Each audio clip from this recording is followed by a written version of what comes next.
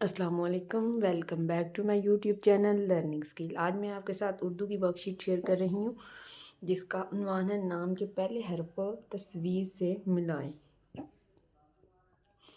चलें स्टार्ट करते हैं। फर्स्ट पे आता है हमारा लाम। लाम लीमू, ये हम मिलाएंगे लीमू के साथ। ये हो गया। नेक्स्ट है गाफ। गाफ गाजर।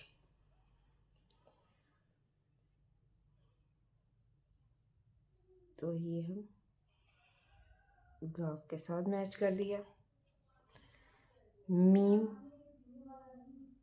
मोमबत्ती, ये हमारा ये मीम से मिला दिया।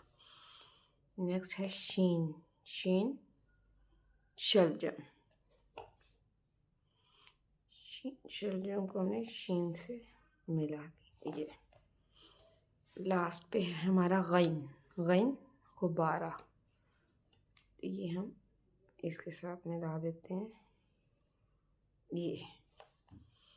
ये थी आज की हमारी वर्कशीट जो कंप्लीट हो गई है। वीडियो अच्छी लगी है तो लाइक करें, शेयर करें, कमेंट करें। इस तरह की मज़ीद वीडियो देखने के लिए मेरे चैनल को सब्सक्राइब करें। Thank you.